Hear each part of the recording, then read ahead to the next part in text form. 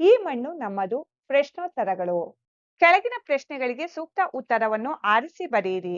ಆರಿಸಿ ಬರೆಯಲಾಗಿದೆ, ಗಮನಿಸಿ ಮಕ್ಕಳೇ. 1. ನೀರು ಹರಿಯುವ ಧ್ವನಿ.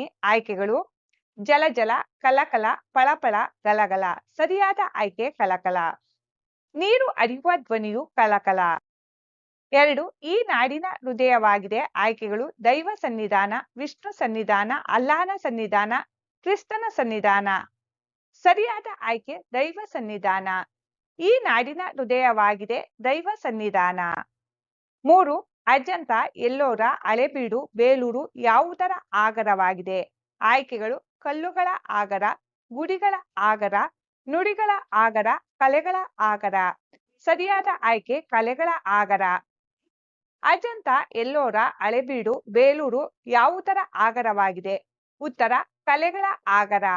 4. ತಂಗಾಳಿಗೆ ತಲೆದೂಗುವ ಪೈರಿನ ಹಾಡು, ಆ ಹಾಡಿಗೆ ತಾಳ ಕೊಡುವ ಯಂತ್ರದ ಜಾಡು. ಈ ಸಾಲುಗಳ ಅರ್ಥವು ಈ ರೀತಿಯಾಗಿದೆ. ಆಯ್ಕೆಗಳು: ಹೊಸ ಹೊಸ ಯಂತ್ರಗಳು ಬಳಕೆಯಲ್ಲಿ ಬಂದು ರೈತರ ಅಭಿವೃದ್ಧಿಗೆ ಕಾರಣವಾಗಿದೆ. 2.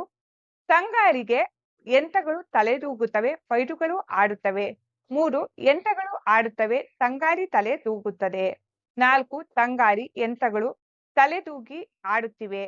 ಸರಿಯಾದ ಆಯ್ಕೆ ಹೊಸ ಹೊಸ ಯಂತ್ರಗಳು ಬಳಕೆಯಲ್ಲಿ ಬಂದು ರೈತರ ಅಭಿವೃದ್ಧಿಗೆ ಕಾರಣವಾಗಿದೆ. 5. ವಿಜ್ಞಾನವು ಅಜ್ಞಾನವನ್ನು ಗೆಲ್ಲುವ ಹಾಡು, ಹೊಸ ಭಾರತ ನಿರ್ಮಾಣ ಸಾಗಿದೆ. ಈ ಸಾಲುಗಳ ಅರ್ಥ. ಆಯ್ಕೆಗಳು: 1. ಅಜ್ಞಾನವು ವಿಜ್ಞಾನವನ್ನು ಗೆಲ್ಲುತ್ತದೆ, ಅದರಿಂದ ಹೊಸ ಭಾರತ ನಿರ್ಮಾಣವಾಗುತ್ತದೆ.